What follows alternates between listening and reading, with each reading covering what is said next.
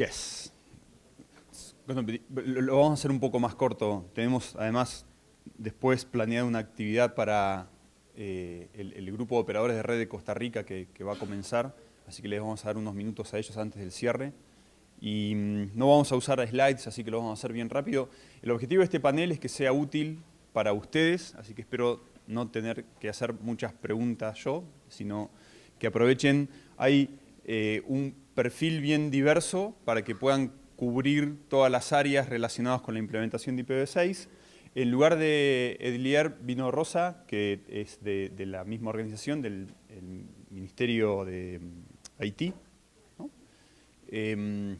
Ellos tienen un programa, ella va a contar un poco más quién es y qué están haciendo, pero desde el punto de vista del incentivo del gobierno y el interés del gobierno en que se desarrolle más o crezca más la implementación de IPv6 en un país. Luego Claudio nos va a contar el caso de IPv6 en su universidad, que es en Ecuador, cómo implementaron. Vieron que Ecuador tiene índices muy buenos de Internet. CEDIA, que es la red académica en Ecuador, fueron pioneros, así que él nos va a contar un poco más sobre ese proyecto. Y Fred Baker, conocen por su presentación, toda su experiencia en el IETF, él nos va a contar un poco su conocimiento técnico. Él les va a poder contestar cualquier duda que tengan sobre las tendencias que pueda haber, sobre las discusiones actuales en temas de servicio. So I'm saying that you will be available for questions related with the technical stuff and current discussions on the ATF related with IPv6 and trends as well. Entonces le voy a dar el micrófono a cada uno por 5 minutos o menos, si es posible, que cuenten un poco sobre el proyecto en el que están involucrados, un poco de ustedes, y luego pasamos a preguntas del público. Bueno, muchas gracias por darnos la oportunidad de presentarnos nosotros a ISOC y en general al equipo de paneles y el público presente. Voy a aprovechar abriendo el espacio para comentarles quiénes somos, y justamente por la última pregunta que se formuló en el panel anterior sobre quiénes somos. Yo trabajo para el Ministerio de Ciencia, Tecnología y Telecomunicaciones, y justamente somos nosotros quienes nos encargamos de emitir las políticas públicas y en general establecer lineamientos generales del sector de las telecomunicaciones. Entonces, la pregunta de quién es el ente que dirige al sector, en este caso somos nosotros, el Ministerio de Ciencia, Tecnología y Telecomunicaciones. En Costa Rica también tenemos otra entidad, que es el regulador de las telecomunicaciones, quien es el que está básicamente encargado de la regulación de la normativa. La política pública sí le corresponde al ministerio. Entonces, en ese caso, dentro de estas políticas públicas, nuestro tema, que en este caso es IPv6, nosotros lo hemos estado impulsando desde hace varios años. Por ejemplo, uno de los aspectos que impulsamos en el país fue la emisión de una directriz ministerial en la que se promovía el uso de IPv6 en las entidades del sector público costarricense. ¿Qué son estas entidades? Esto cubre tanto a ministerios como a instituciones públicas del sector, llámese bancos, universidades, instituciones públicas.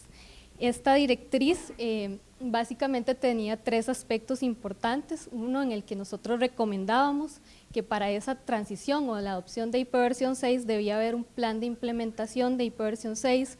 Recomendamos que en este caso el inventario de hardware y software fuera realizado previo a esa transición, y también que en los planes de compras públicas se incluyera como un requisito, ya sea dependiendo del elemento de red o del que sea necesario, incluir IPv6 como una necesidad, un soporte de IPv6 para la compra de equipos públicos.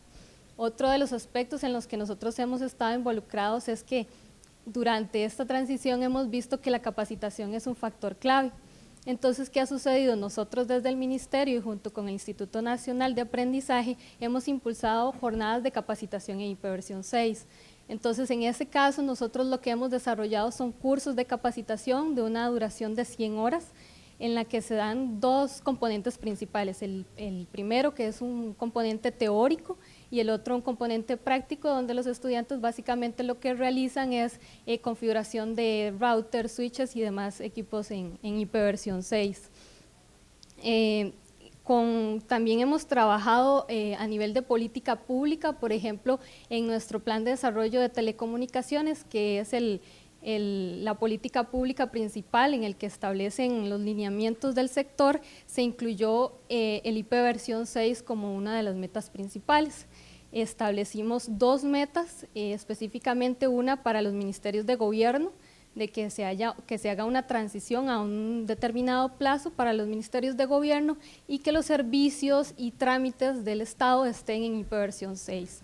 La segunda meta tiene que ver un poco más con lo que son las redes internas de estos ministerios y poner a disposición de los funcionarios públicos el acceso a contenidos en IP versión 6. También desde el ministerio nosotros hemos promovido este tema, el de IP versión 6, en organismos internacionales. Hemos trabajado con la Comisión Técnica Regional de Telecomunicaciones, Comtelca, que es una entidad que reúne a varios países de Centroamérica, y lo que se está promoviendo es el impulso de estas políticas públicas y que a nivel regional este sea un tema clave y que se desarrolle. Básicamente voy a tratar de ser lo más resumido, eso es como un poquito más, igual quedo a disposición de ustedes en caso que tengan preguntas y podemos hablar después para hacerlo más rápido. ¿Alguno quiere hacer una pregunta ahora o prefieren dejarlas para el final? Bueno, si no hay preguntas para Rosa ahora… Sí, perdón. Para que no se nos vaya la idea, Rosa, buen día, Roberto Zambrana. ¿A qué tiempo estas metas trazadas, a qué tiempo estaban establecidas, ¿no? Esto de los ministerios, por ejemplo, y el servicio en IPv6, y ¿cuál más o menos crees que es la razón por la cual no se tiene una penetración más importante en el país?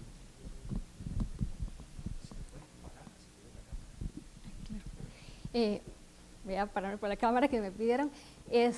Vamos a ver, 2 cosas. El tema en lo que son plazos, nosotros en nuestra directriz establecimos en junio del 2015, se ha avanzado con unos ministerios, en unos ministerios y entidades públicas, el alcance ha sido de 30% por ahí de las instituciones públicas que lo han implementado. Muchas de las razones, y nosotros hemos implementado estudios y encuestas, incluso monitoreos de por qué no se está realizando, es en unos casos argumentan que no es una prioridad institucional. Tal vez unas instituciones lo que están diciendo es, bueno, me interesa más revisar los aspectos de seguridad o el día a día, me consume más que en temas de planificación, y el otro tema son los aspectos de dinero. Sabemos que hay soporte en IP versión 6, pero sí en el sector público, por ejemplo, generalmente la programación de dinero se hace con un año de anticipación, entonces en ese caso sí han atribuido el tema de costos como una de las razones por la que no se implementa. Y creo que la otra pregunta, si me recuerdas, esa es. Okay. Gracias, Rosa. Dejamos que hagan alguna pregunta después de cada panelista porque son bien diversos los temas, pero luego, cuando terminemos, van a poder hacerle preguntas a Rosa nuevamente. Muy buenas tardes, mi nombre es Claudio Chacón, trabajo en la red Series, la NRN de Ecuador, en la parte técnica.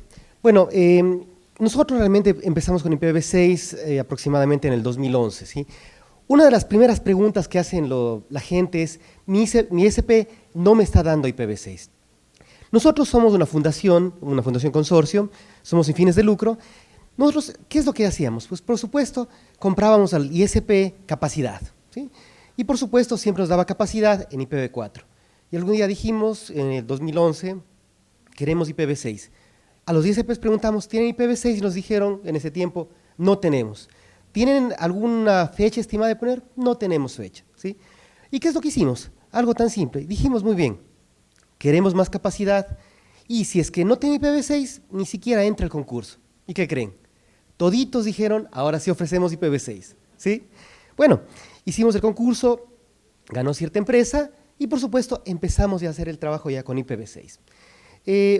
Lo primero que se hizo pues es una universidad, justamente en la universidad donde yo trabajaba, empezamos la implementación. ¿Qué es lo bonito precisamente de implementar IPv6? El usuario final no se da cuenta que está en IPv4 o IPv6, ¿sí? ¿Cuándo se dieron cuenta realmente mis usuarios? Era cuando dijeron, me parece que está un poco más rápido el internet. ¿Sí? ¿A qué sitio web? Me decían sitios web, sí, es que está en IPv6. Los usuarios no se dan cuenta, ¿sí? La implementación realmente, para la gente de TI que somos nosotros, es mucho más simple. No tenemos que estar viendo cuántas PCs en esta sala, siempre ocurre. Planificamos para 20 computadores y el centro de cómputo creció 5 veces más. Se nos dañó toda la planificación, ¿sí? En el caso de nosotros, con IPv6 no es así, porque tenemos miles de direcciones para una sala. Entonces, eso ya no es problema. Empezamos con esto, pues fue un éxito realmente en la universidad. Quedó la universidad con dual stack. ¿Y a qué costo? A costo cero. ¿Por qué? En el 2011, con el hardware que teníamos, solamente tocó ir a algunos lugares, unos checks, para aplicar IPv6, hacer el direccionamiento, y eso era todo. Realmente, en valores no tienen que preocuparse. En esta época, pues, estamos hablando de 2017, realmente ya todo viene con IPv6. Luego de eso, ¿qué hicimos? Dijimos, tenemos navegación. Ahora lo que queremos también es que nosotros dar servicios, es decir, página web, queremos DNS de la universidad, queremos el correo también con IPv6, y por supuesto, tocó investigar un poco más y se puso en IPv6. ¿Sí? Luego de eso, ¿qué pasó? Muy bien, como universidad, excelente, la primera universidad con IPv6 en Ecuador, la primera institución con IPv6 en Ecuador. Dijimos, muy bien, ahora hagamos lo mismo para el Ecuador, ¿sí? Hagamos para las universidades. Y desde ahí empezamos entonces a decir, muy bien, vamos a ayudarles con la implementación. Es tan simple, pongamos un curso, y desde ahí pues empezamos, ya ciertas nos dicen, muy bien, ayúdame Claudio, queremos poner IPv6. No hay problema, quieres que te ayude con el direccionamiento, te asignamos tal barra, y si quieres otra barra más grande, no hay problema. Tenemos de sobra realmente IPv6. Actualmente, pues, hay varias universidades que se dan cuenta de la ventaja que tiene esto, pues, y como CEDIA, pues, nosotros tenemos aproximadamente 40 universidades, centros de investigación, institutos, colegios. ¿Qué más quisimos? Si es que ya está con IPv6, queremos ahora dar servicios aquí, ¿sí? ¿Qué servicios? Pues, dijimos muy bien, una página web de la U sí es algo importante, pero ¿qué tal si ponemos los cachés de Google, caché de YouTube? Varios CDNs en IPv6, ¿sí? Y realmente ahí sí fue un boom. ¿Por qué? Pusimos un caché, YouTube, IPv6, y de repente las universidades se empezaron a darse cuenta, los que tenían IPv6, dijeron, oye, ya no veo en estándar, en definición estándar, ahora veo en HD, veo en 4K, y no se me corta. Sí, es que tú tenías IPv6. Realmente es una ventaja muy grande, ¿sí? ¿Qué es lo que hace falta en este momento? Realmente hace falta convencer a la gente, a los directivos, que a la gente de TI pongamos dentro del POA, pongamos dentro del trabajo anual, muy bien, vamos a hacer IPv6 dentro de la universidad, ¿sí? Nos ha ido hasta ahora, pues, súper bien a nivel nacional. Gracias, Claudio. ¿Alguna pregunta para Claudio con respecto a la implementación en Ecuador? Entonces tenemos una pregunta. ¿Cuántas universidades tienen ya su propio direccionamiento?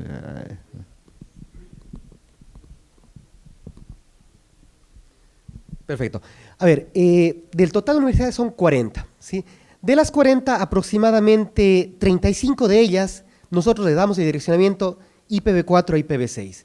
Y las otras 5, ellas compraron su propio direccionamiento a la CNIC. Y su propio AS y su propio IPv4 también, ¿sí? Gracias, Claudio.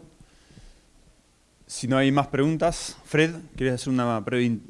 Would you like to make an introduction of your work in the IETF related with IPv6 and the working group? Okay, so I chair the IPv6 Operations Working Group, which is to say the operators that are deploying IPv6 worldwide. This is ISPs and data sources, content networks like Google and Netflix and people like that. Now, over the past few years, we've had a number of different topics and kind of topics move through. We started talking about ways that people could play with IPv6 and just experiment with it. And it got to the point where people were really natively deploying, and so the experimentation phase was over. And then as they deployed that, then the question became, so how do I keep in contact with IPv4 networks? So I was involved with the translation technology. I wrote one of the specifications for that. And worked very closely with CERNET, which is the NREN in China, which CERNET actually has two networks. One they call CERNET, one they call CERNET-2. And CERNET-2 is IPv6 only, CERNET is IPv4 only, so they put a translator between the two networks. So I was working with the CTO there, Xing Li, in specifying that technology. That has wound up being useful in a variety of places. So for example, I mentioned earlier that T-Mobile has my telephone as IPv6 only, but obviously I can access IPv4 content. So T-Mobile, working with SoftBank and a few other providers, developed a specification called 464XLAT that allows them at the edge of their network then to connect and access the IPv4 content. So that specification was then standardized in v6 ops.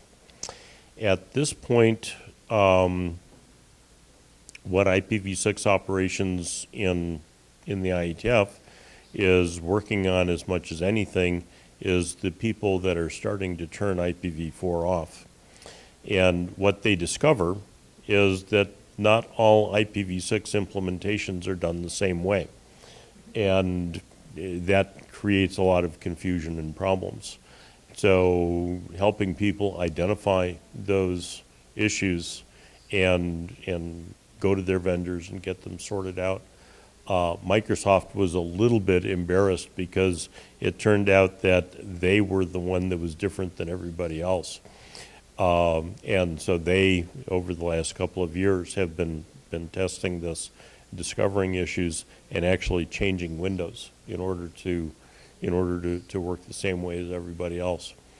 So working with the companies and making deployment go smoothly.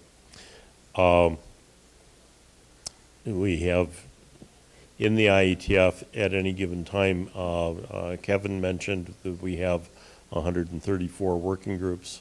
We have something on the order of 2,000 or 2,500 internet drafts, discussion documents that we're working on at any given time. Well, many of those have IPv4 examples.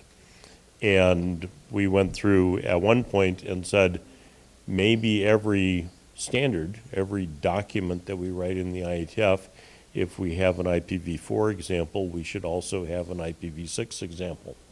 And so literally I went through and with a script, looked for documents that had IPv4 examples and no IPv6 examples, and sent those authors an email saying, would you consider adding an IPv6 example, which forced them to think through, okay, how would this work? And just make those things happen. So in the IETF, what we're doing really as much as anything is making sure that the documentation is consistent and correct, and that the requirements for implementation are simplified in order to just make things work better. Does that help? Entonces, vamos a dar unos 10 minutos para preguntas. Son tres casos bien distintos, el del gobierno por el lado del incentivo, una implementación concreta y tendencias y la parte más técnica. Así que si alguno tiene una pregunta, si no, le quisiera hacer a Rosa la primera pregunta que tiene que ver con estas directrices que crearon y comentó que trabajaron con Comtelca, que es la organización regional. ¿Identificaron a países que tengan modelos, se basaron en otros buenos casos de otros países o lo hicieron todo aquí en Costa Rica? Bueno, nosotros empezamos este proyecto de IP versión 6 en el año 2012, entonces básicamente lo hicimos local.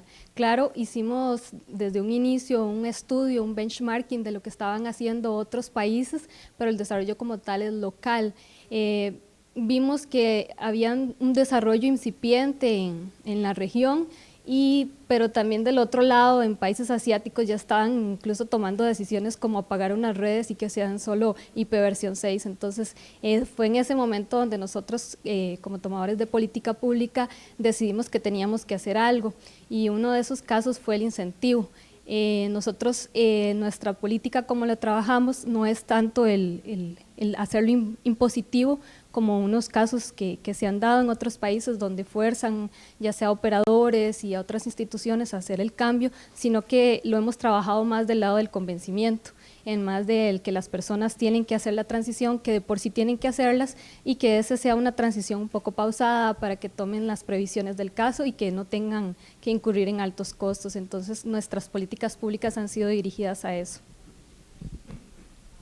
¿Y eso fue porque no encontraron modelos? ¿No encontraron o directamente no buscaron y de entrada quisieron hacerlo local? Bueno, en ese momento sí encontramos algunos modelos, pero pocos países habían implementado lo que son políticas públicas. Sí había el caso, por ejemplo, recuerdo de Colombia, pero en América Latina y el Caribe muchos estaban empezando a hacer diagnósticos. Claro, eso pasó en el 2012, más el cambio que, digamos, de lo que fue el IPv6 y el agotamiento de direcciones en la región de América Latina y el Caribe, como que eso ha sido ya un boom en el 2014, que ha hecho que muchos otros países estén implementando políticas públicas, pero digamos que en ese momento sí revisamos a nivel mundial y sí sabemos que otros países están implementándolo, pero no a nivel regional.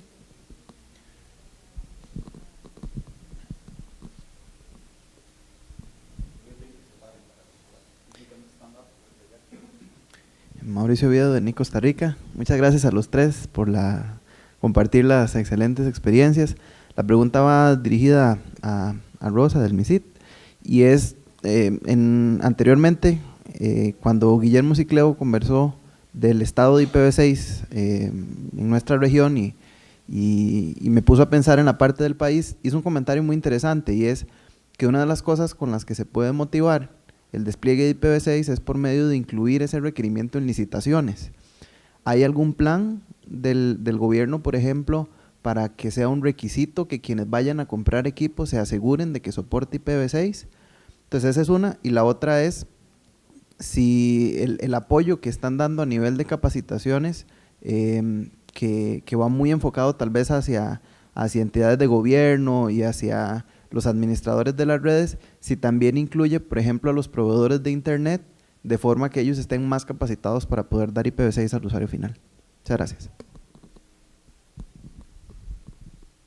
En el caso de la pregunta de las licitaciones, como yo les mencionaba en la directriz, uno de los requisitos es ese, que en las compras públicas se incluya el IPv6 como uno de los requisitos. Tenemos ejemplos, por ejemplo, el caso de Fonatel, del Fondo Nacional de Acceso Universal y Servicio Universal, en el cual uno de los requerimientos para hacer compras públicas en ese tema se exige que haya un soporte de IPv6. En el caso de las capacitaciones que nos consultabas, sí, efectivamente nosotros hemos capacitado tanto al sector público como privado. Grandes operadores y igual pequeños operadores se han capacitado con nosotros a través del INA para recibir esta formación de 100 horas, entonces sí ya lo ha habido, ya han tenido por lo menos una presencia de todos los operadores de internet, han recibido al menos una capacitación, con al menos una persona han recibido.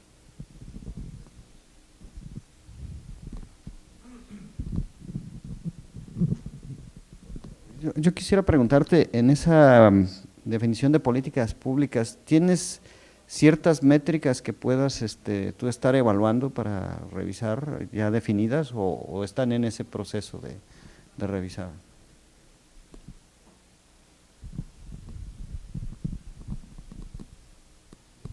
Sí, las métricas ya están definidas. Por ejemplo, en nuestro caso, como lo incluimos en una de las políticas públicas, establecimos 2 metas, las cuales están asociadas a un indicador y se pueden medir y cuantificar. De hecho, los indicadores son cuantificables, y en el caso de nosotros hacemos cada semestre un monitoreo de ese cumplimiento de las metas, y nosotros inclusive hemos socializado con operadores de servicios de telecomunicaciones y de acceso a internet, quienes nos han compartido, por ejemplo, su plan de implementación y hasta dónde han llegado con este tema.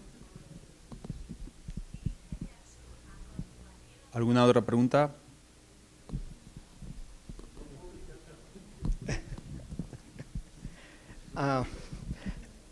Well, Fred, you know, I teach computer networks in my country, and when I receive the question, it usually happens. They ask me what's taking this long for the transition from IPv4 to IPv6, and what I answer is that one event that we had similar in 2000, if you remember, the year 2K problem, is that we were forced to make the change immediately. We couldn't have or manage anything like a transition. It was supposed that we change or not, live or die. And that was the problem related to, that's the problem related to IPv4 to IPv6 transition, I think. But it's curious from your previous presentation that one of the companies, important companies like Microsoft, has decided to stop support. That's what we understood, right? Stop support for IPv6. So, do you know if any other companies, maybe I know in the hardware sector, that are going to stop the support like them?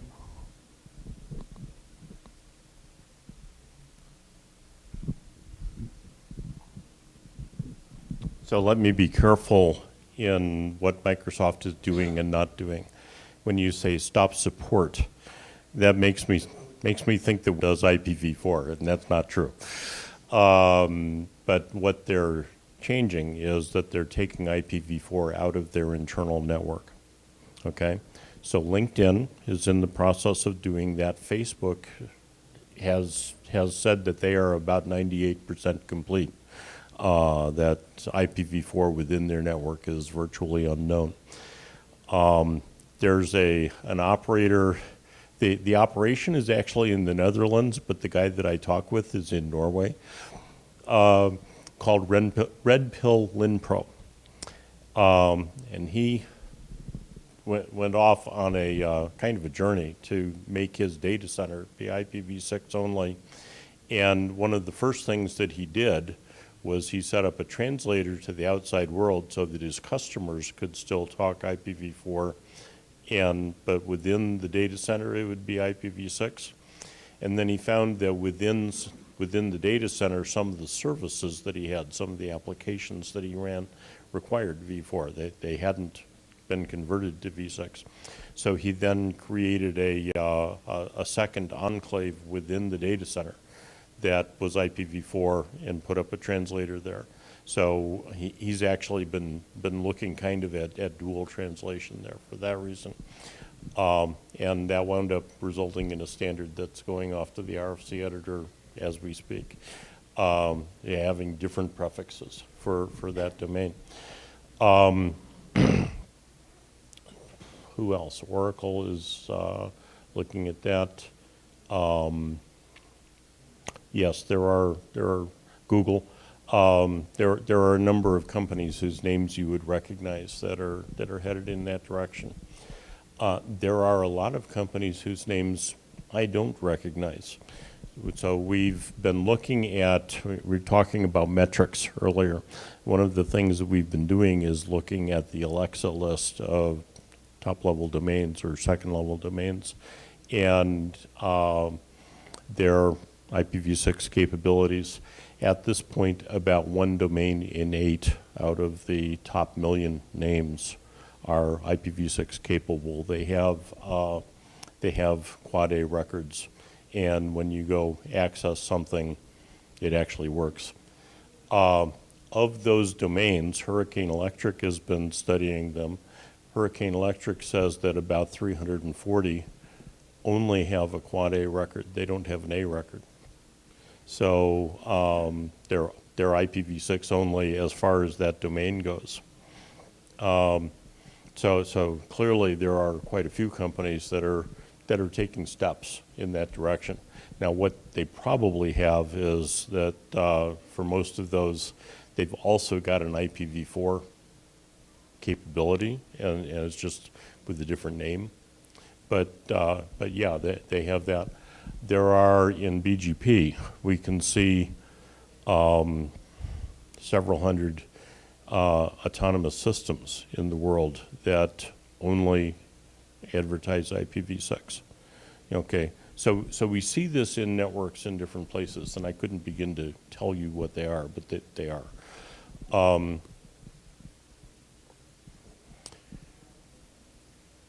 So yes, people are turning IPv4 off. They're in no place is it completely done. Facebook is probably the one that's furthest along, but there are people very actively looking at that.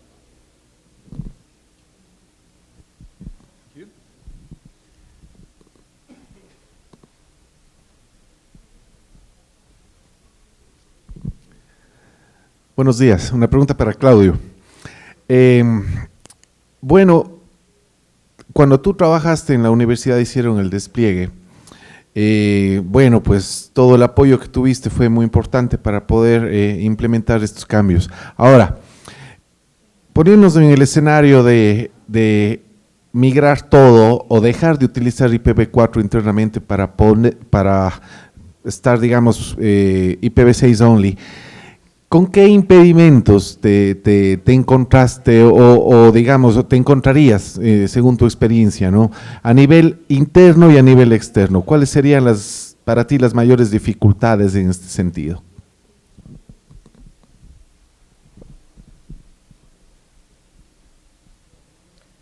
Perfecto. Uno de los problemas que realmente se dio al haber pasado a la universidad, bueno, dentro de la universidad que se hizo un dual stack IPv4 y IPv6, todo perfecto, ¿sí? Pero precisamente en ese mismo tiempo lo que se hizo es, muy bien, entonces ahora sí, ¿por qué no ponemos un IPv6 only en cierta zona? ¿Sí? Y por supuesto con la 64 para poder conectarse al mundo de IPv4. Pero acá hubo un pequeño problema, y el pequeño problema número uno en ese tiempo fue Skype, ¿sí? Y el segundo problema, que ese fue más grande todavía, fue las aplicaciones internas de la universidad. ¿Por qué?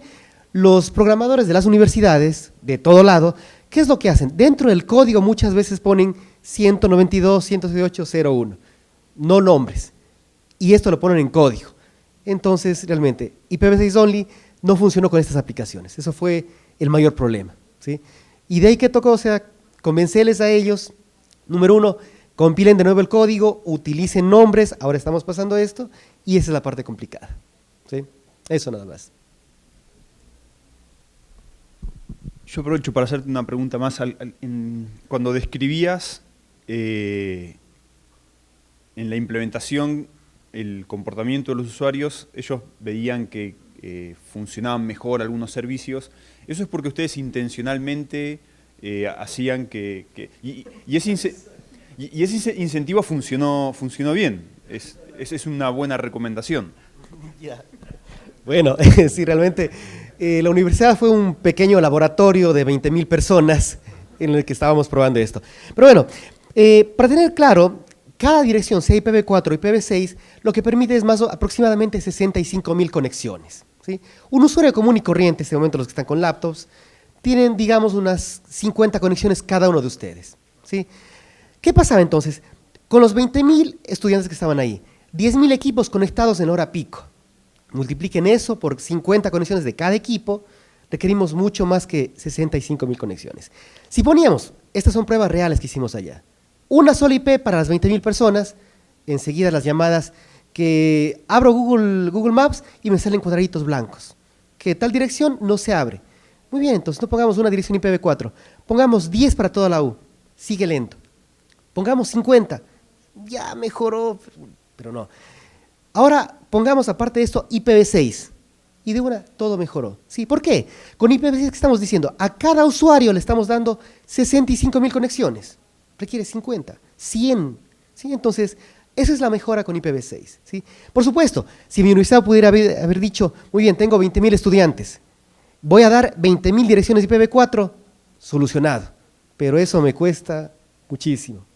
Con IPv6 el precio es prácticamente cero, ¿sí? Entonces, realmente el laboratorio ese funcionó y con eso realmente la gente, sobre todo la de TI, la gente de los supervisores, quedaron convencidos de que realmente IPv6 para 20.000 personas al mismo tiempo funciona, ¿sí? ¿Cuál es el cambio? Pues el cambio que hay que hacer ahora es precisamente tratar de empezar a pensar en que solo va a quedar IPv6, ¿sí? Algún rato pues vamos a tener 99% de IPv6 y 1% de IPv4. Otra mejora también que tuvimos, por cierto ahí, el firewall. El firewall, ya como saben todos, cuesta bastante, ¿sí? Carísimo, es lo más caro casi de la parte de hardware, de la parte de equipos que uno compra. Con IPv4, ¿qué es lo que necesitábamos? Mucha memoria, muchísimos procesadores, porque tenemos adentro direcciones privadas, afuera una pública o varias públicas, y tiene que guardarse cada conexión. Con IPv6 nos olvidamos de esto, porque cada dirección que tiene el usuario realmente es público. Entonces, ni siquiera me tocó en ese momento, el procesador del firewall bajó. Por lo tanto, no me tocó comprar un nuevo firewall en ese tiempo, ¿sí? Otra ventaja, costos, reducción de costos, ¿sí?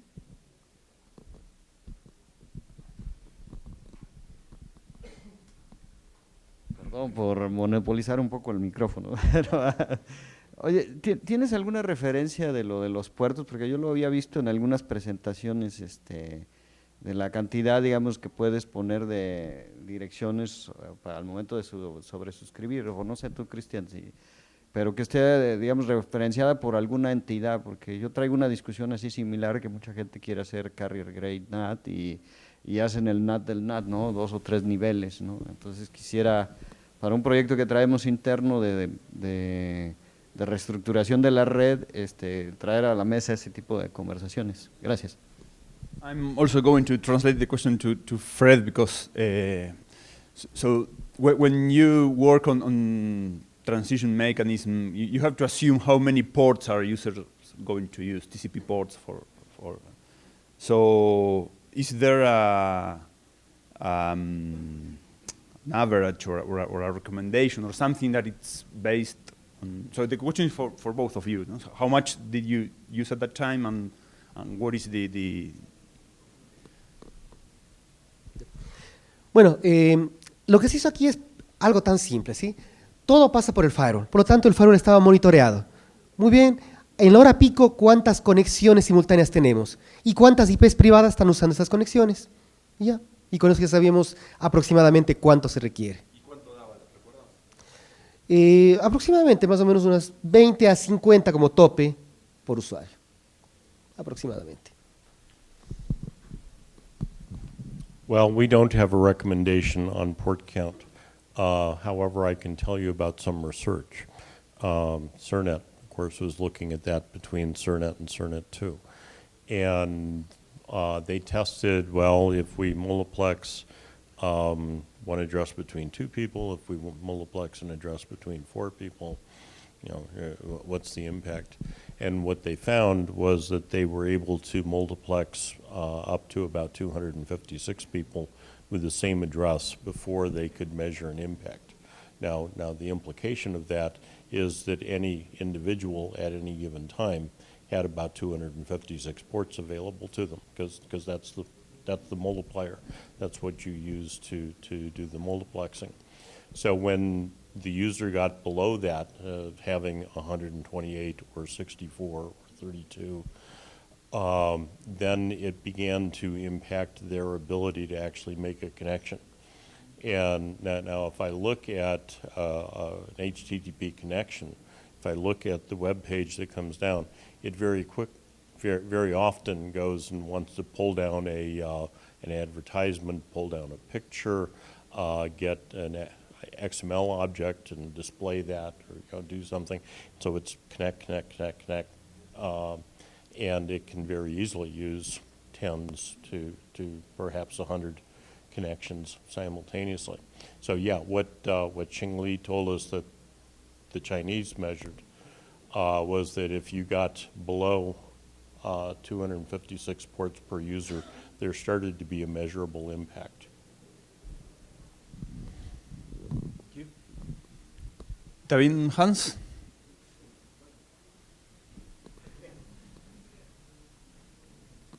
But the degradation is only in the numbers of the connections, or also in the performance of the application, maybe the YouTube video streaming, how is it go slower or something? Do you have that information? Sorry. That information I really don't have. It does impact the ability to display a web page in the sense of if I'm going for XML objects or going for pictures or whatever, and the connection fails, well, then I have to retry, and maybe retry a couple of times, and that slows everything down.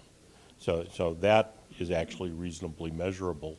And when I said that when you get below that ratio of ports, then there starts to be a measurable impact. That's the impact. But when it comes to video streaming, either I'm looking at RTP streaming, in which case I've just got a stream of packets coming at me. I'm not opening up new connections, so there would be no impact with that. Or I'm looking at the kind of thing that Netflix does, where every 5 seconds or every 10 seconds, I'm in essence downloading a file, and I'm sort of looking at a YouTube-like thing for 10 seconds and then loading the next. And generally speaking, you don't see a hiccup because the cache inside the TV or the whatever you're working with is able to cover the differences. But when it gets too bad, then yeah, you might have a glitch on the screen. You might have a screen artifact as a result of the change. Bueno, si no hay más preguntas, vamos a una más. No es pregunta, es más bien como una recomendación de que para iniciar un proyecto nuevo se debe implementar de una vez. Y obviamente requiere una voluntad política de los entes reguladores o los ministerios encargados de esa implementación, de que se arranque de esa forma. Yo creo que es la única manera. Yo soy venezolano, lamentablemente no tenemos acceso a estas cosas, no tenemos acceso a divisas, yo no puedo comprar tecnología sin permisos del gobierno. Y lo único que el ente gubernamental nos obliga es que tenemos que usar software libre. ¿Cómo nos obligan? Nos dan plazos, pero nos dan multas mensuales si tú usas un software propietario y se lo tienes que pagar al ente regulador.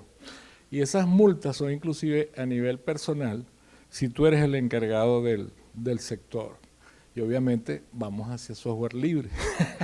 Entonces, ojalá lo hiciéramos con el IPv6. Pues. Eso era. Gracias. No sé si es un buen consejo ese. Pero bueno, parece que funciona en Venezuela. Bueno, muchas gracias al panel.